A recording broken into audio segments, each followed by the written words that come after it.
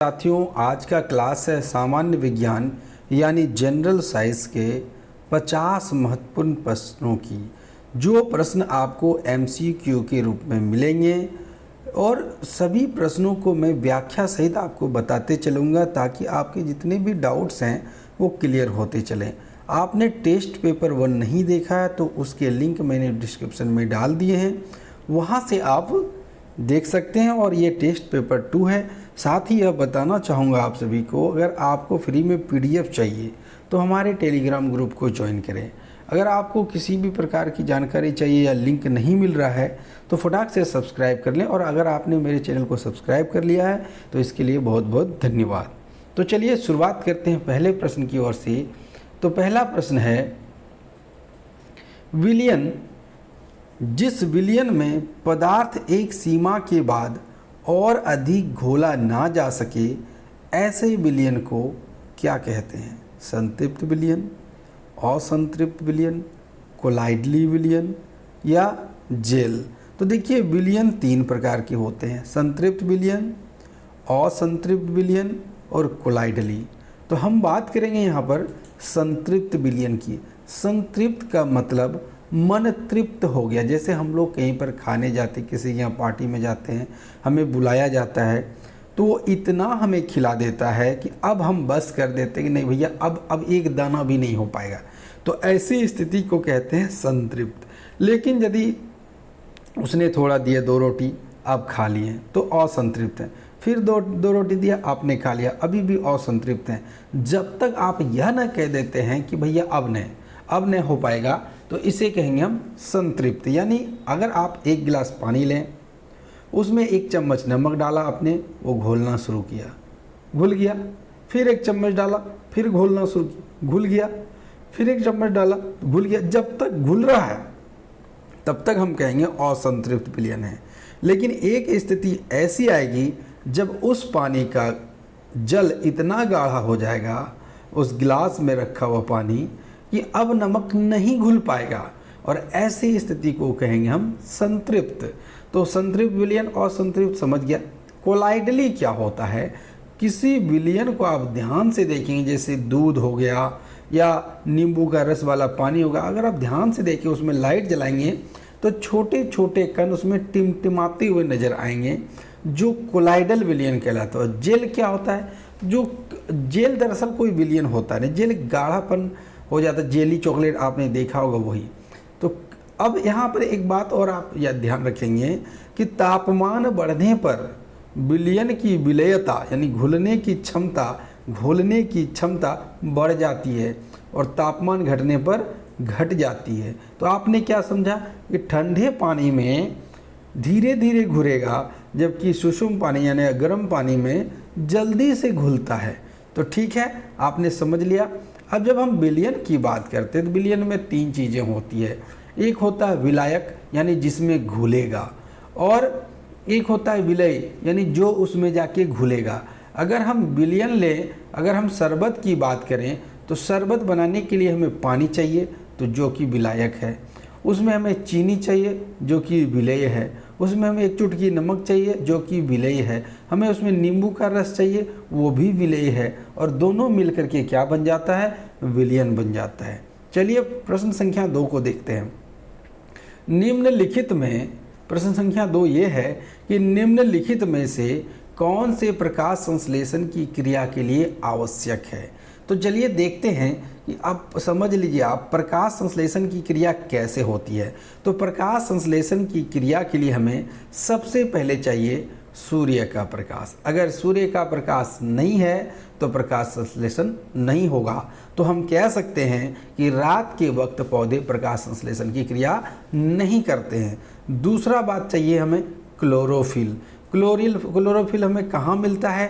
तो पत्ते में छोटे छोटे पिगमेंट पाए जाते हैं हरे रंग के, जिसे क्लोरोप्लास्ट कहा जाता है। और उसी क्लोरोप्लास्ट के भीतर क्लोरोफिल नाम का वर्णक पाया जाता है। 2 समझ लिया आपने।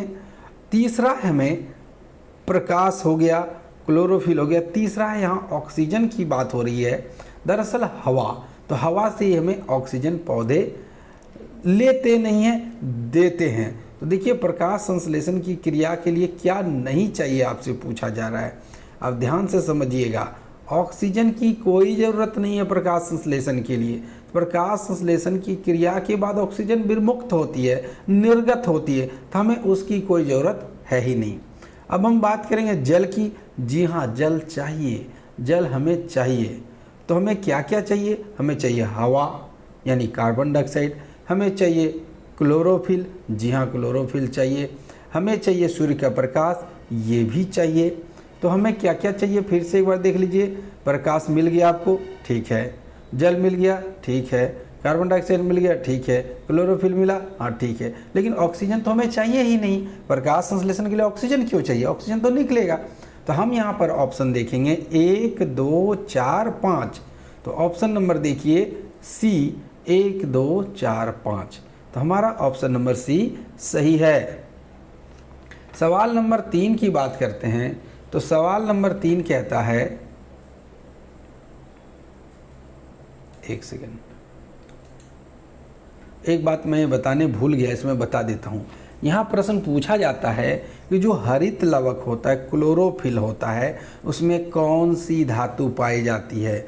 आपसे सवाल पूछा जा सकता है कि क्लोरोफिल में कौन सी धातु पाई जाती है। तो क्लोरोफिल में पाई जाती है मैग्नीशियम धातु। कौन सी धातु? मैग्नीशियम धातु पाई जाती है।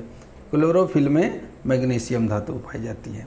सवाल नंबर 3, खाद्य पदार्थों में मिलाए जाने के बाद अपनी श्वसन प्रक्रिया में खमीर, जिसे ईस्ट के भी नाम से जानते हैं, निम्नलिखित में क्या उत्पादित करता है? ऑक्सीजन। यानी कहने का मतलब, अगर आप इडली बना रहे हैं, डोसा बना रहे हैं या केक बना रहे हैं, तो आपने उसमें खाने का सोडा मिला दिया है, यानी आपने क्या मिलाया? ईस्ट मिलाया, ड्राई ईस्ट।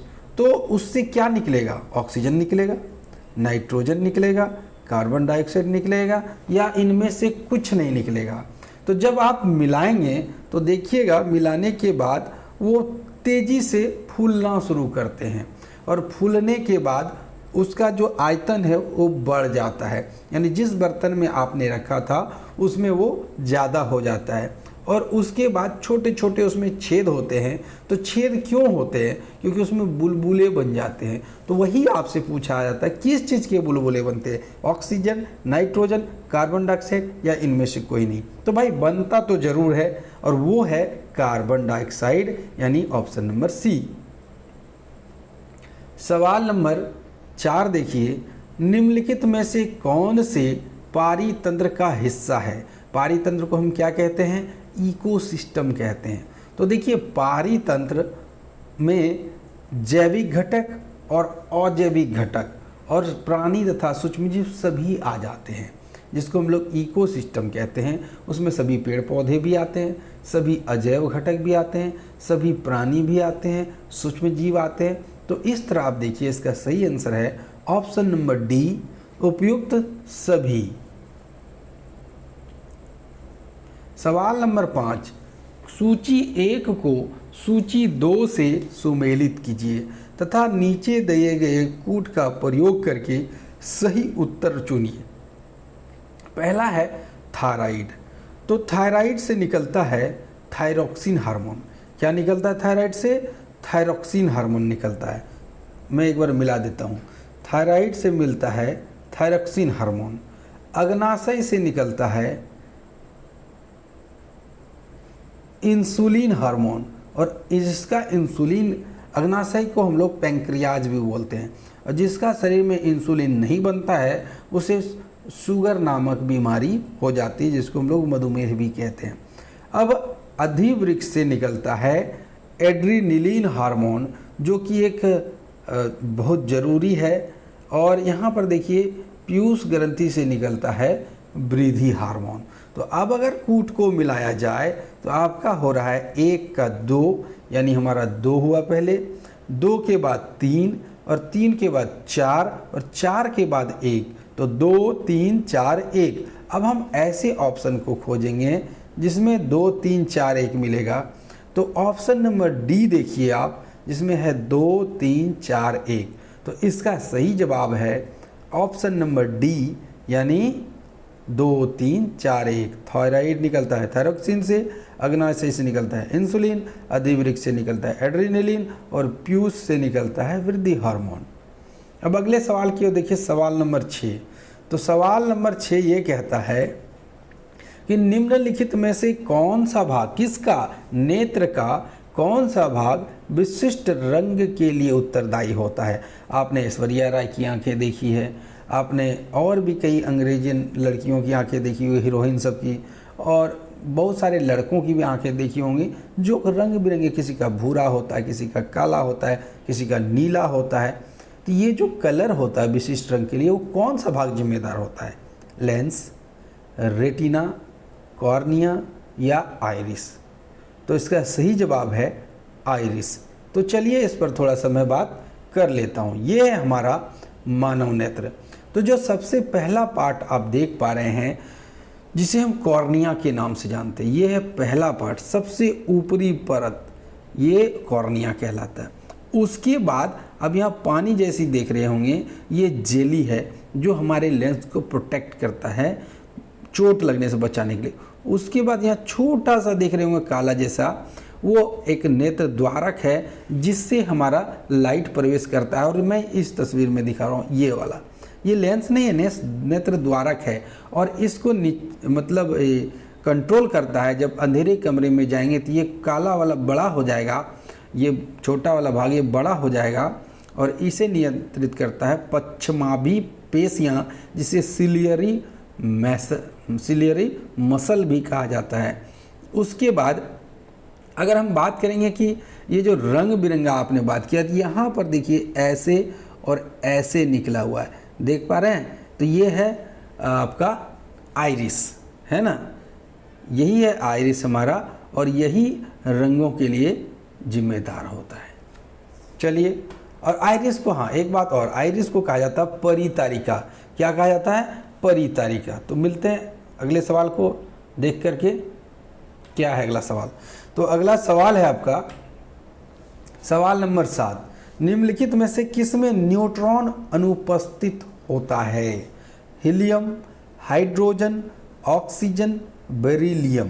तो देखिए यहाँ पर जिसकी परमाणु संख्या 1 है और वो है हाइड्रोजन, और हाइड्रोजन के छोड़ करके कोई ऐसा पदार्थ नहीं है जिसमें न्यूट्रॉन अनुपस्थित होता है। क्यों?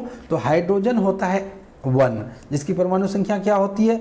1 होती है। ये देखिए, अब आपका हाइड्रोजन है, ये 1 है, ठीक है? तो 1 है, तो इसमें सिर्फ और सिर्फ क्या हो गया? प्रोटॉन हो गया, है ना? प्रोटॉन हो गया, एक प्रोटॉन। तो उसी में जिसकी प्रोटॉन की संख्या 1 है, तो उसे हम कहेंगे परमाणु संख्या 1। और जिसका देखिए इलेक्ट्रॉन नंबर भी 1 है, तो इलेक्ट्रॉन नंबर देखिए, फिर से समझिएगा, यहाँ पर थोड़ा सा बदलूंगा, आपको ध्यान से समझना है। जिसकी प्रोटॉन संख्या 1 है, तो उसका द्रव्यमान भी 1 होगा। जिसकी इलेक्ट्रॉन संख्या 1 है, उसकी परमाणु संख्या 1 होगी। तो हम यहाँ पर ये कह सकते हैं कि किसी सेल की, एटम की, किसी भी एटम की इलेक्ट्रॉन संख्या यह निर्धारित करती है कि उसका एटॉमिक नंबर कितना होगा। इसके बाद प्रोटॉन यह निर्धारित करता है कि उसका एटॉमिक मास कितना होगा, ठीक है? अगर इसमें न्यूट्रॉन भी है, कोई ऐसा एटम है जिसमें, जैसे कि मैं यहाँ हीलियम की बात करता हूँ, तो हीलियम में एटॉमिक नंबर 2 हो गया, ठीक है? और इसका एटॉमिक मास हम बात करेंगे तो ये भी 2 हो जाएगा। कहाँ से आया ये 2 कहाँ से आया? तो एक प्रोटॉन और एक न्यूट्रॉन मिलने से एटॉमिक मास हो गया 2, ठीक है? आगे बढ़ते हैं। ये देखिए सवाल नंबर 8 कह रहा है कि कोशिका में उपस्थित प्लाज्मा झिल्ली निम्नलिखित में से निर्मित होती है। यानी जो प्लाज्मा झिल्ली होती है वो किस चीज़ से निर्मित होती है? प्रोटीन से, वसा से, लिपिड से, या ए तथा सी दोनों से। यहाँ जो तस्वीर आप देख रहे हैं ये है प्लाज्मा झिल्ली, ठीक है? अब देख लीजिए प्लाज्मा झिल्ली जो है वो आपको किस चीज़ से निर्मित है, आपको ये बताना है। तो प्लाज्मा झिल्ली दोनों से बनी होती है। तो प्लाज्मा झिल्ली में क्या होता है, ग्लोबुलर नामक एक प्रोटीन होता है। कौन सा होता है, ग्लोबुलर नामक एक प्रोटीन होता है। अल्फा हेलिक्स प्रोटीन होता है, चैनल प्रोटीन होता है, पेरिफेरल प्रोटीन होता है, इंटेग्रल प्रोटीन होता है, उसमें कोलेस्ट्रॉल होते हैं, ग्लाइकोलिपिड होता है। तो आपने यहाँ नाम जब पढ़ा तो आपको दो चीज़ मिला। आपको क्या मिला, एक प्रोटीन और दूसरा लिपिड मिला। तो हम ऑप्शन नंबर डी को सही मानेंगे। सवाल नंबर 8 का सही जवाब होगा। अब आपको बताने हैं कि इलेक्ट्रॉन की खोज किसने की है, प्रोटॉन की खोज किसने की है और न्यूट्रॉन की खोज किसने की है। ये आप हमें कमेंट करके बताएंगे।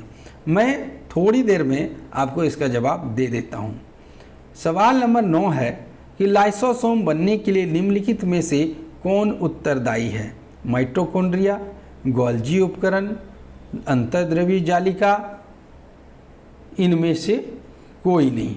आपको सवाल दिया गया है लाइसोसोम बनने के लिए कौन उत्तरदायी है।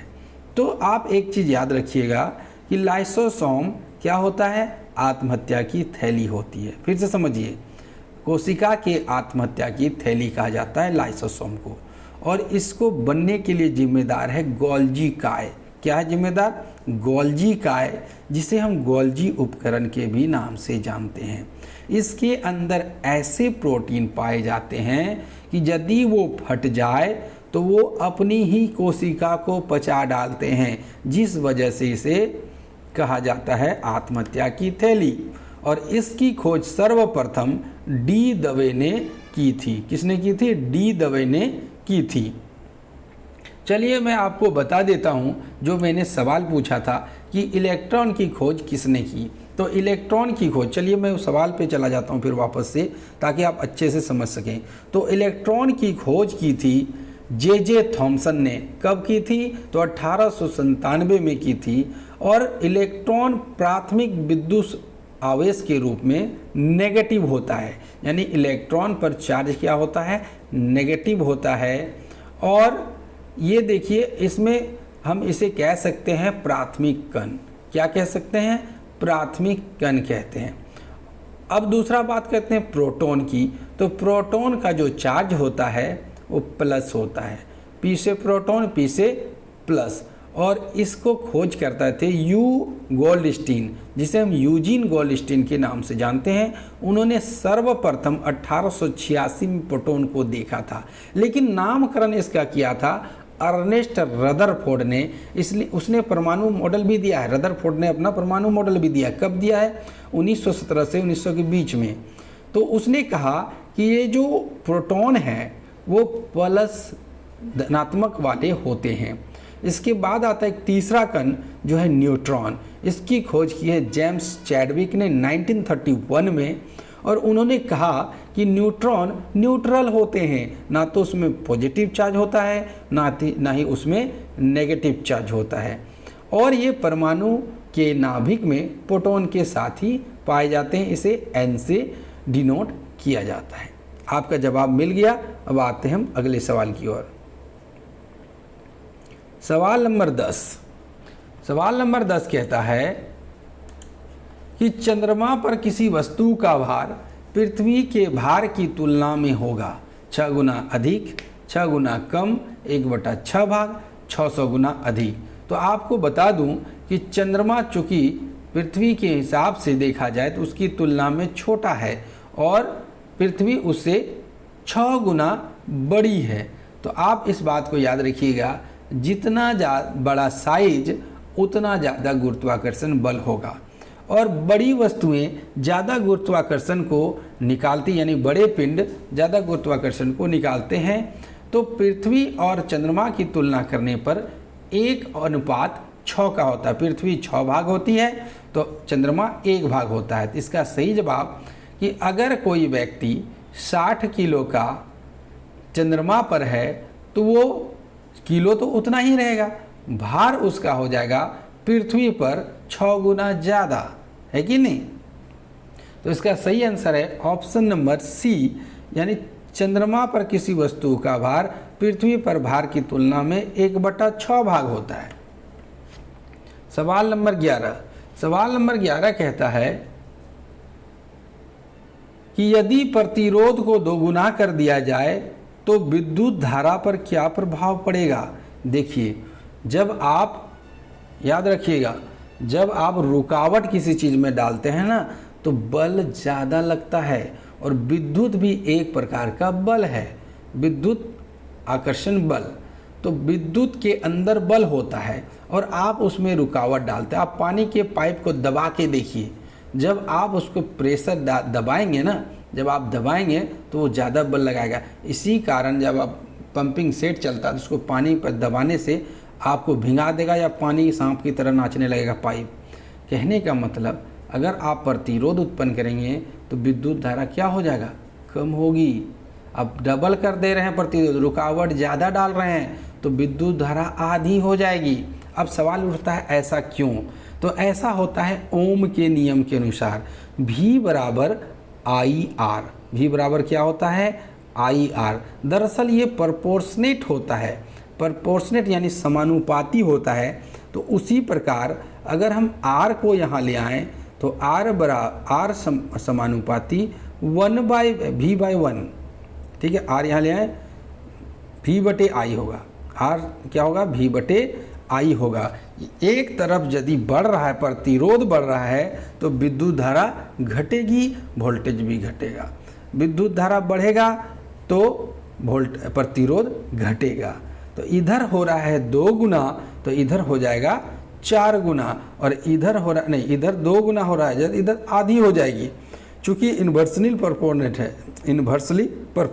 है। तो इसका सही जवाब है ऑप्शन नंबर सी।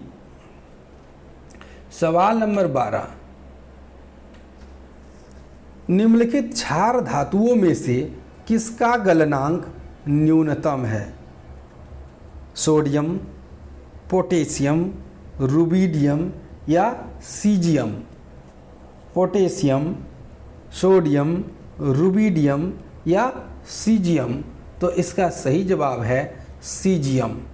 सीजियम आवर्त सारणी के प्रथम वर्ग का तत्व है। प्रथम वर्ग का तत्व मतलब जिसमें हाइड्रोजन है, उसको आप ऊपर से नीचे आइए तो ये प्रथम वर्ग होगा। प्रथम वर्ग से इस बार KVS के एग्जाम में सवाल पूछे गए हैं। उसमें कहता है कि यदि प्रथम वर्ग के सारे एलिमेंट नीचे की ओर चलते हैं, ऊपर से नीचे की ओर, तो उसकी संयोजकता में क्या प्रभाव पड़ता है। तो मैं आपको बता दूं, इसकी संयोजकता में कोई प्रभाव नहीं पड़ता है। क्यों?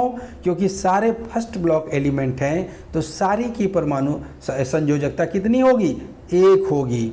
तो आपको बता दूं, lithium, sodium, potassium, rubidium, caesium और फ्रांसियम जो फर्स्ट ब्लॉक एलिमेंट है, सबकी संयोजकता 1 होगी, और इसमें सबसे कम गलनांक है सीजियम का, जिसका परमाणु संख्या है 55। कितना है परमाणु संख्या, 55 है। और परमाणु द्रव्यमान की बात करें तो वो 133 है। और ये जो तस्वीर आप देख पा रहे हैं, यही है सीजियम। चलिए अगले सवाल को देखते हैं। सवाल नंबर 13, बेकिंग सोडा का रासायनिक नाम क्या है। Sodium carbonate, sodium hydrogen carbonate, calcium carbonate, sodium hydroxide. तो सवाल नंबर 13 का सही जवाब है सोडियम हाइड्रोजन कार्बोनेट। ये खाने वाले सोडा का नाम है, जिसे हम मीठा सोडा भी कहते हैं। अब यहाँ पर आपका सवाल नंबर 14 इससे रिलेटेड है, जरा ध्यान देखें। निम्नलिखित में से कौन सा तत्व सभी अम्लों में निश्चित रूप से उपस्थित होता है। Hydrogen, chlorine, sulphur, sodium. आपको हम बता दें कि जब भी किसी धातु के साथ अम्ल की अभिक्रिया होगी, सिर्फ और सिर्फ एक गैस निकलेगा, वो है हाइड्रोजन।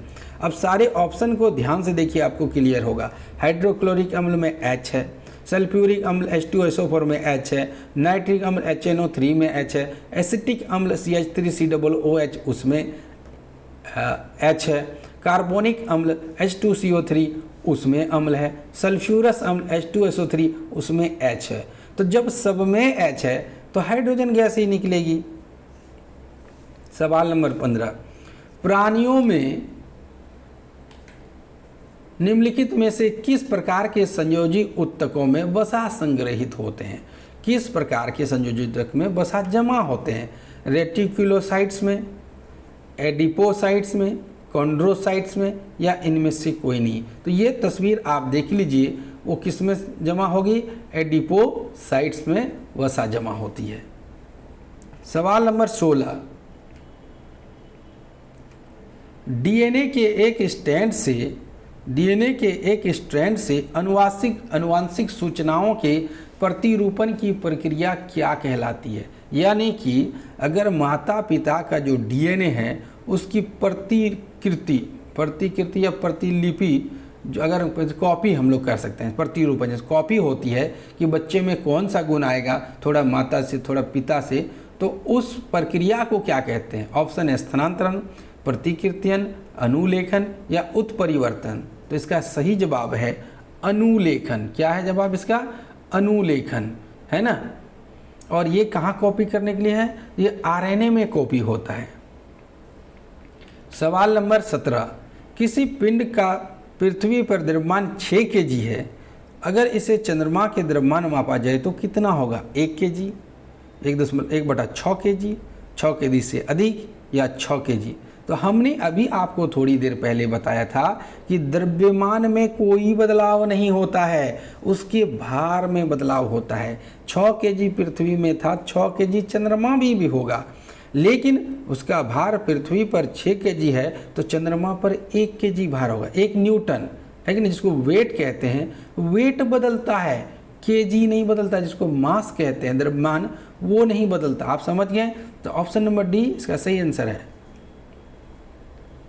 सवाल नंबर 18, क्यूसेक में क्या मापा जाता है? जल की शुद्धता, पानी का बहाव, जल की गहराई, तेल का पृष्ठ तनाव। तो क्यूसेक में मापा जाता है पानी का बहाव। जब डैम से पानी छोड़ा जाता है तो आपने देखा होगा कहीं बाढ़ आता है, वहाँ मीटर लगा होता है, इतना मीटर, तो वो क्या है? उतना बहाव है, उतना क्यूसेक पानी का बहाव है। तो क्यूसेक में पानी के बहाव को मापा जाता है। सवाल नंबर है 19। अब एक सवाल आपके मन में आ रहा होगा कि ये क्यूसेक में कितना लीटर पानी है? तो सोच लिए क्यूसेक क्या होता है कि घन फुट जल प्रति सेकंड, यानी 1 सेकंड में कितना घन फुट जल बह गया। तो 1 क्यूसेक बराबर होता है 28.317 लीटर प्रति सेकंड, यानी 1 सेकेंड में 28 लीटर के करीब पानी बहेगा, तो उसको हम कहेंगे 1 क्यूसेक पानी। सवाल नंबर 19, 1 माइक्रोन लंबाई प्रदर्शित करता है, यानी 1 माइक्रोन का मान कितना होता है, ये पूछा जा रहा है। 10 का पावर -4, 10 का पावर -6, 10 का पावर -9, 10 का पावर -12। तो इसका सही जवाब है 10 का पावर -6। और माइक्रोन को म्यू से भी दर्शाया जाता है। मैं आपको लिख के दिखाता हूँ म्यू, ये इस प्रकार से भी दर्शाया जाता है।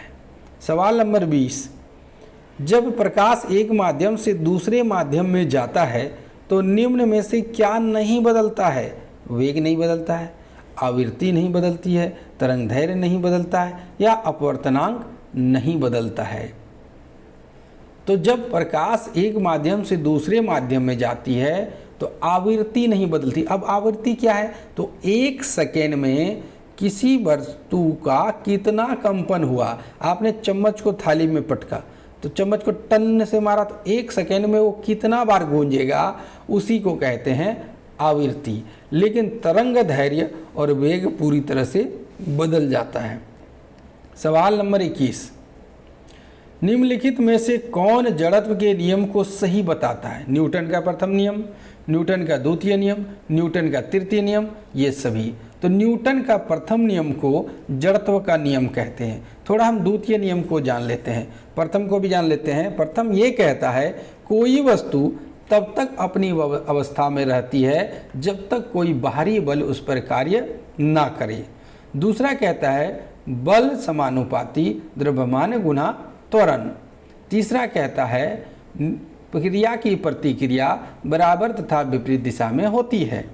तो ये आपने तीनों नियम को जान लिया और इसमें प्रथम नियम को जड़त्व का नियम भी कहते हैं।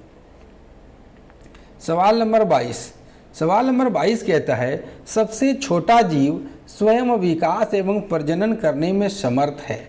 कौन ऐसा छोटा जीव है, सूक्ष्म जीव, जो स्वयं प्रजनन कर सकता है और अपना विकास कर सकता है? विषाणु, जीवाणु, माइक्रोप्लाज्मा, बैक्टीरियोफेज। तो इसका सही जवाब है माइक्रोप्लाज्मा, जो स्वतंत्र रूप से सक्षम होता है प्रजनन में और विकास करने में। सवाल नंबर 23। भारी जल वह होता है, तो सबसे पहले आप जान लीजिए भारी जल किसको कहते हैं। ड्यूटेरियम ऑक्साइड को भारी जल कहते हैं, D2O। ड्यूटेरियम ऑक्साइड को भारी जल कहते हैं और इसका प्रयोगशाला में बहुत ज़्यादा इस्तेमाल होता है। तो देख लीजिए, जिसका तापमान 4 डिग्री सेल्सियस में स्थिर रहता नहीं, जिसमें कैल्शियम एवं पोटेशियम के अविलेय लवण होते नहीं, जिसमें हाइड्रोजन तथा का स्थान उसका आइसोटोप ले लेता है, ये हो सकता है। जिसमें ऑक्सीजन का स्थान उसका आइसोटोप लेता है, तो ऑक्सीजन नहीं लेता है, हाइड्रोजन। अब समझिए आइसोटोप क्या होते हैं। जिसका वैसा मतलब परमाणु का अपरूप जिसकी परमाणु संख्या तो बराबर है लेकिन परमाणु द्रव्यमान अलग अलग होता है। संख्या तो बराबर है, द्रव्यमान, जैसे कि अगर हम हाइड्रोजन की बात करें तो परमाणु संख्या भी एक, परमाणु द्रव्यमान भी एक। जबकि हम ड्यूटेरियम की बात करें तो परमाणु संख्या एक लेकिन परमाणु द्रव्यमान दो, एक न्यूट्रॉन एक प्रोटॉन। जबकि अगर हम बात करें ट्राइटियम की, तो ट्राइटियम का परमाणु संख्या एक होगा, यानी इलेक्ट्रॉन एक है और परमाणु द्रव्यमान 3 हो जाएगा। समझ गए? तो ये हो गया समस्थानिक, जिसको हम आइसोटॉप भी कहते हैं। सवाल नंबर 25। निम्नलिखित में से कौन सा एंजाइम मानव शरीर में स्टार्च के पाचन से संबंधित है? यानी कौन सा एंजाइम है जो मानव शरीर में स्टार्च को पचाता है? पेप्सिन, ऑप्शन बी है लाइपेज, इंसुलिन या एमाइलेज। तो इसका सही जवाब है लाइपेज। देखिए पेप्सिन पाया जाता है हमारे अमाशय में, इंसुलिन पाया जाता है अग्नाशय ग्रंथि में, एमाइलेज पाया जाता है हमारे लार ग्रंथि में, और यही जो है हमारे क्या बोलते हैं स्टार्च के पाचन में सहायक है। लाइपेज वसा को वसीय अम्ल में बदलता है। सवाल नंबर 26। बहिर्मंडल में गैसों का संयोजन क्या है? हीलियम और हाइड्रोजन, ऑक्सीजन और नाइट्रोजन, नाइट्रोजन और हीलियम, नियॉन और हाइड्रोजन। तो बहिर्मंडल जो होता है जिसको हम लोग एक्सोस्फीयर कहते हैं, आप एक बार क्रम से जान लीजिए। नीचे वाले को ट्रोपोस्फीयर जिसको क्षोभ मंडल कहते हैं, दूसरा होता है स्ट्रेटोस्फीयर जिसको हम कहते हैं समताप मंडल, इसके बाद तीसरा होता है मेजोस्फीयर जिसे हम कहते हैं मध्य मंडल, और चौथा होता है थर्मोस्फीयर जिसको हम कहते हैं आयन मंडल या ताप मंडल, और अंतिम वाले जो पांचवा है उसको हम कहते हैं एक्सोस्फीयर या बहिर्मंडल। अब एक घटनाओं को आप समझ लीजिए, पहले मैं आपको आंसर बताता हूँ। इसका सही जवाब है हीलियम और हाइड्रोजन। अब समझिए मौसम संबंधी जितनी भी घटनाएं होंगी वो क्षोभ मंडल में होगा। हवाई जहाज कहाँ उड़ेगा? तो समताप मंडल में उड़ेगा, क्योंकि यहाँ का तापमान हमेशा बराबर होता है। ओजोन परत कहाँ है? तो क्षोभ मंडल और समताप मंडल के बीच में है। इसके बाद मध्य मंडल में क्या होगा? उल्का संबंधी घटनाएं होंगी, आग लगता है उल्का पर्यावरण से टकरा कर यहीं पर। और उसके बाद जब आप बात करेंगे आयन मंडल की, तो आयन मंडल में सैटेलाइट घूमते हैं जो सौर हमारे पृथ्वी से छोड़े जाते हैं उपग्रह वो, और बहिर्मंडल में तो उसके बाद अंतरिक्ष आ जाता है। और उसमें कौन सी गैस है? तो हीलियम और हाइड्रोजन गैस है। और सूर्य की ऊर्जा का स्रोत भी क्या है? हीलियम और हाइड्रोजन के नाभिकीय संलयन। सवाल नंबर 27। सवाल नंबर 27 कहता है वे पौधे जो अत्यधिक नमक वाली मिट्टी में उत्पन्न होते हैं उसे क्या कहा जाता है? जीरोफाइटा, मेसोफाइटा, हेलोफाइटा या थेलोफाइटा। तो थेलोफाइटा जो होता है पत्थरों पर उगने वाले पौधे होते हैं। इसका सही जवाब है हेलोफाइटा। क्या जवाब है? हेलोफाइटा। सवाल नंबर 28। पपीते में पीले रंग का कारण क्या है? यानी जो पपीता होता है वो पीला क्यों होता है? ऑप्शन ए पेपेन के कारण, लाइकोपिन के कारण, केरिका जेंथिन के कारण या कैरोटीन के कारण। तो कैरोटीन के कारण बाल काले होते हैं। पपीता का पीला रंग कैरिकाजेंथिन के कारण होता है। सवाल नंबर 29, जंतु कोशिका में निम्न में से क्या अनुपस्थित होता है? सेलुलोज की कोशिका भित्ति, केंद्रक, माइटोकॉन्ड्रिया, इनमें से कोई नहीं। देखिए माइटोकॉन्ड्रिया तो रहेगा क्योंकि वो ऊर्जागिरी है और उसको रसोई घर भी कोशिका का कहते हैं। केंद्रक रहेगा क्योंकि केंद्रक नहीं रहेगा तो फिर सेल का अस्तित्व कमजोर हो जाता है। सेलुलोज की कोशिका भित्ति, जंतु कोशिका और पादप कोशिका में एक ही अंतर है कि जंतु कोशिका में कोशिका भित्ति नहीं होती है, उसकी आकृति अंडाकार होती है, जबकि पादप कोशिका की आकृति चौखुटाकार चतुर्भुजाकार होती है, उसमें कोशिका भित्ति पाई जाती है।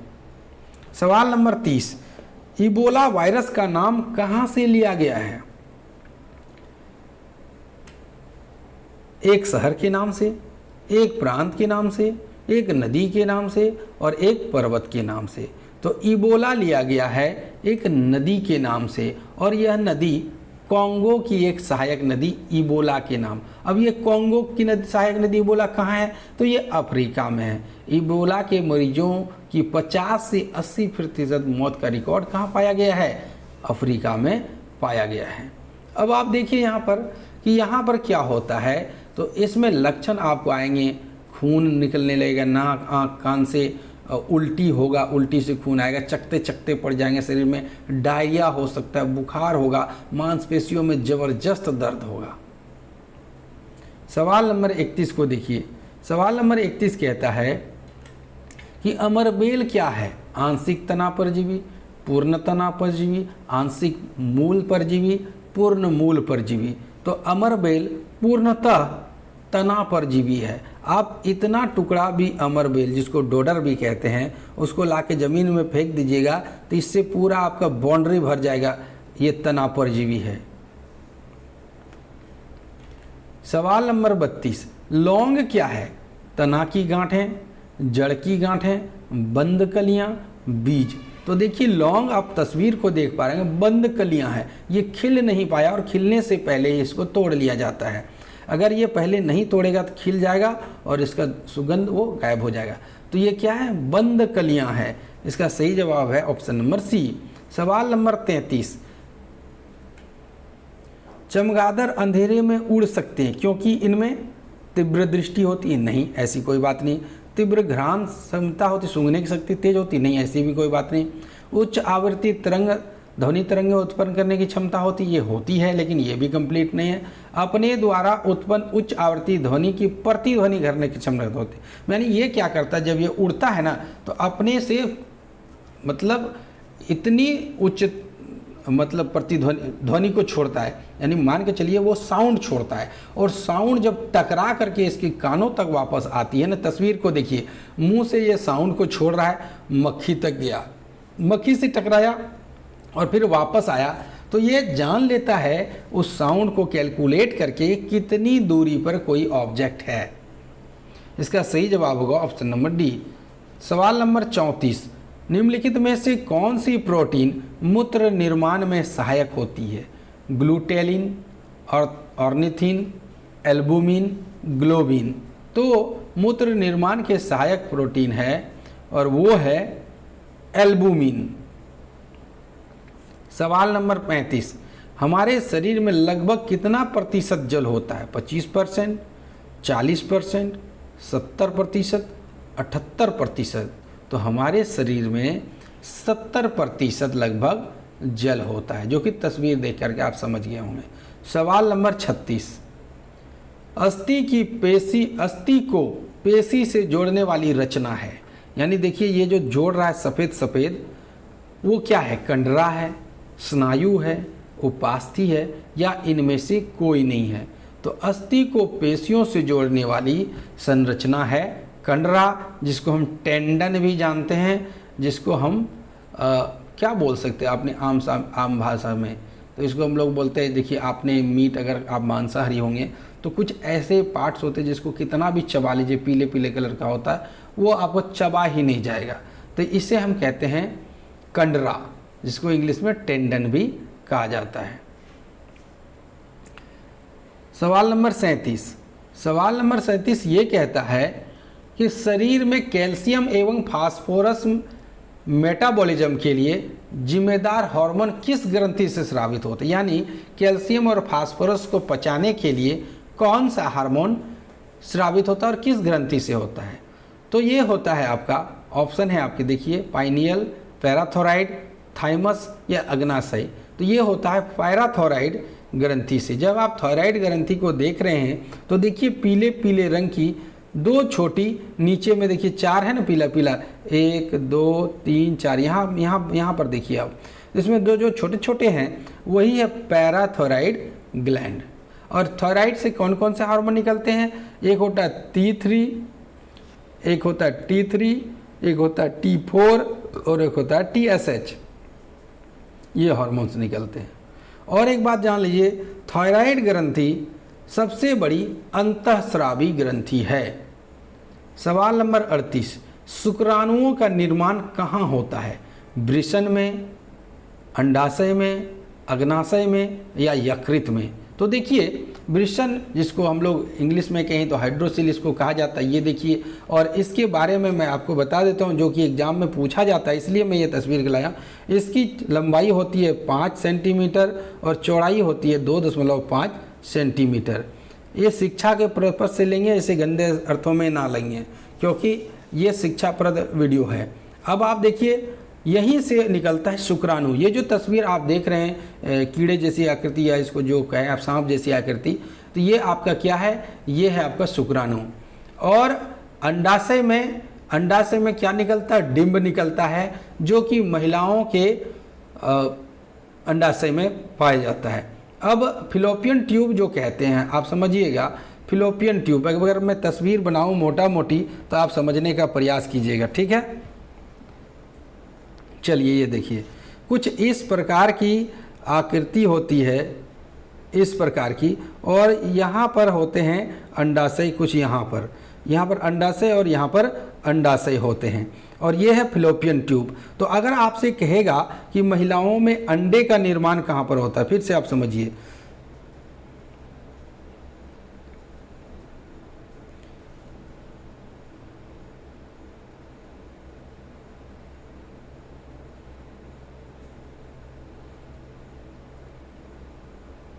ये गर्भाशय है।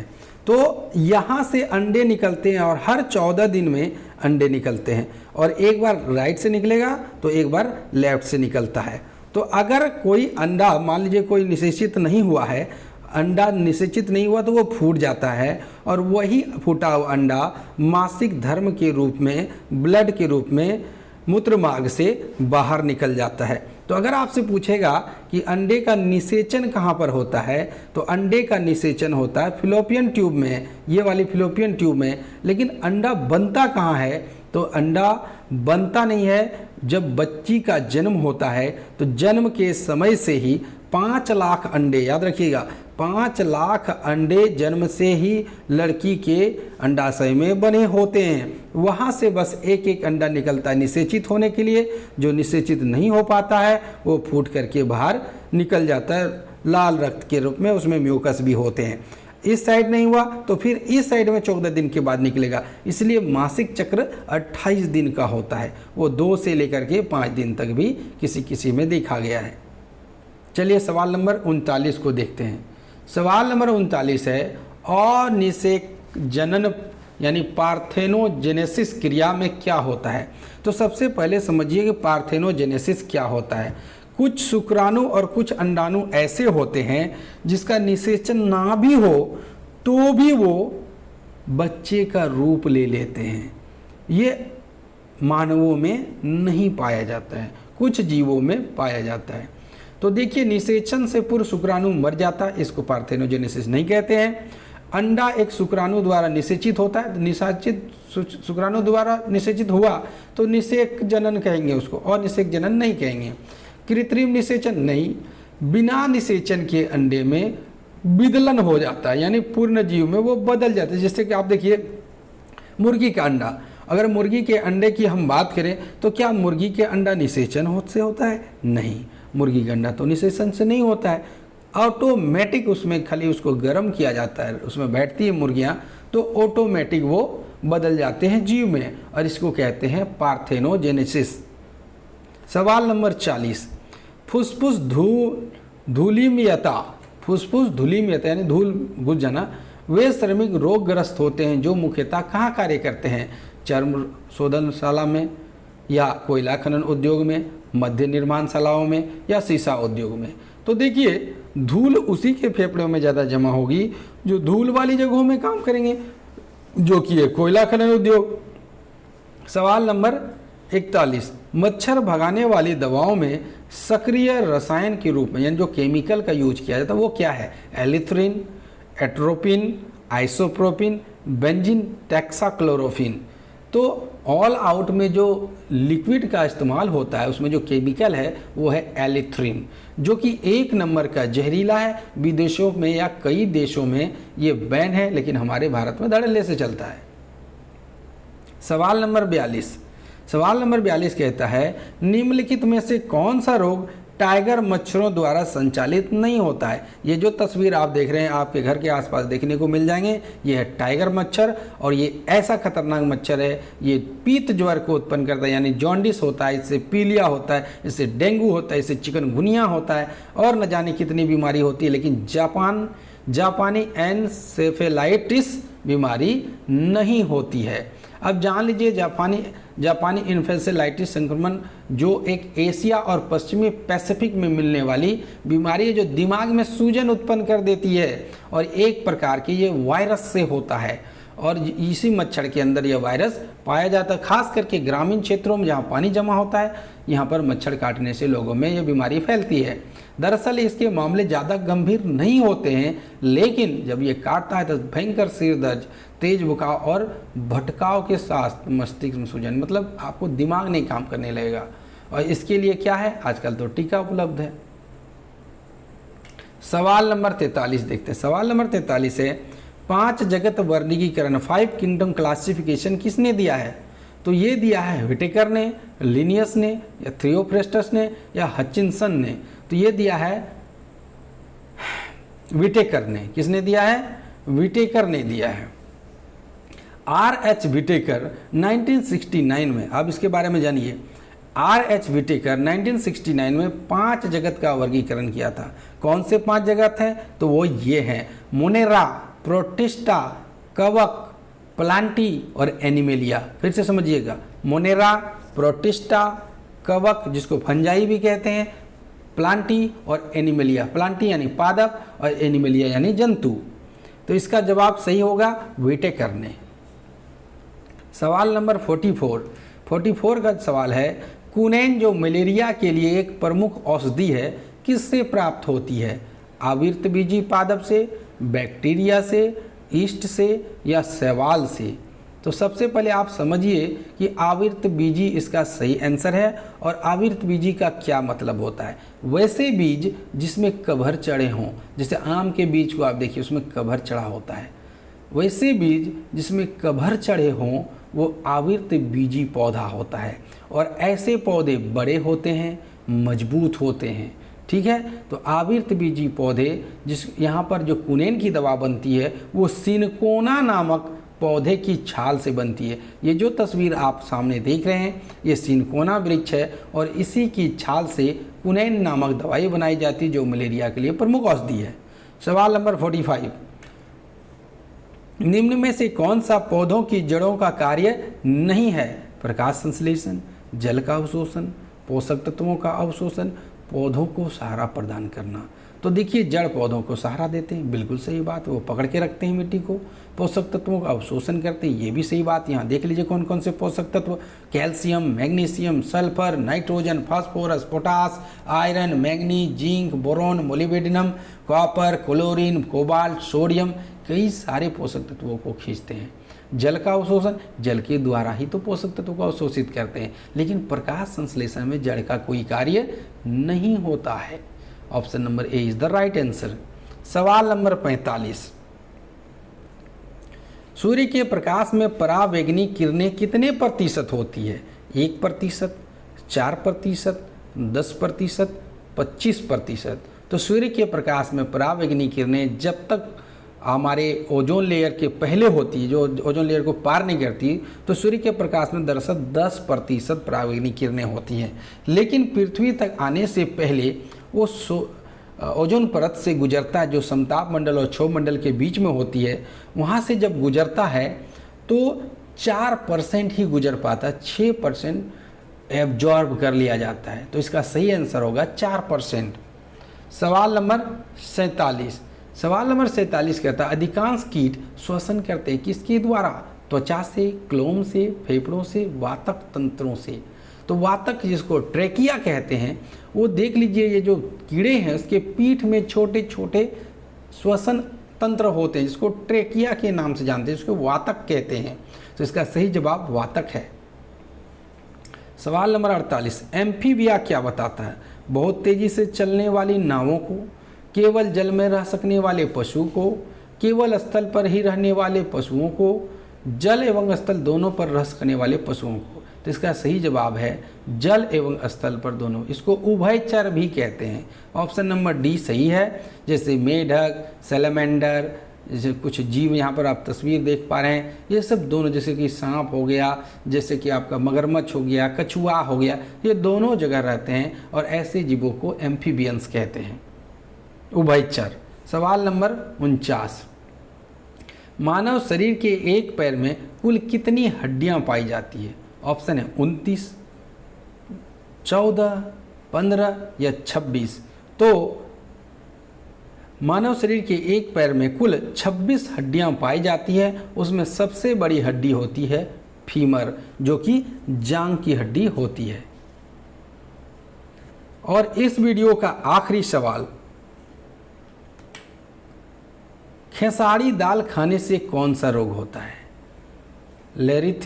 लेथिरिज्म, मधुमेह, पेचिस या पीलिया। ये जो बीमारी की तस्वीर आप देख पा रहे हैं ना, ये खेसारी दाल से होती है और इसे भारत सरकार ने कब का बंद कर चुका है। इससे कैंसर भी हो सकते हैं। ये जो तस्वीर आप देखिए, ये खेसारी है, इसका साग भी लोग खाते हैं, खेसारी दाल है, खेसारी का फल है। तो शुगर तो खेसारी दाल से होता नहीं, आप समझ जाइए। पेचिस भी नहीं होता, पीलिया भी नहीं होता है, ये होता है लेथिरिज्म। तो लेथिरिज्म जो होता है वो दिमाग की नसों को विकृत कर देता है, जिससे लोगों का शरीर टेढ़ा होने लगता है, हड्डियां टेढ़ी होने लगती है। और ये आजकल ग्रामीण इलाकों में ज़्यादा देखा जाता है। तो दोस्तों, मैं फिर से आग्रह करूंगा, जिसने चैनल को सब्सक्राइब कर लिया उसको बहुत बहुत धन्यवाद। जिसने नहीं किया है, ऐसे ही लाजवाब वीडियो को चैनल को सब्सक्राइब करें और बेल आइकन दबा लें, ताकि वीडियो का नोटिफिकेशन टाइम टू टाइम मिलता रहे। हमारी मेहनत के लिए आप एक लाइक करें। हम रात भर जग करके आपके लिए वीडियो बनाते हैं, एक लाइक तो बनता है। आप हमें कमेंट करके बताएं आज का सेशन कैसा लगा। इसी तरह के वीडियो के लिए मिलते हैं, तब तक के लिए धन्यवाद।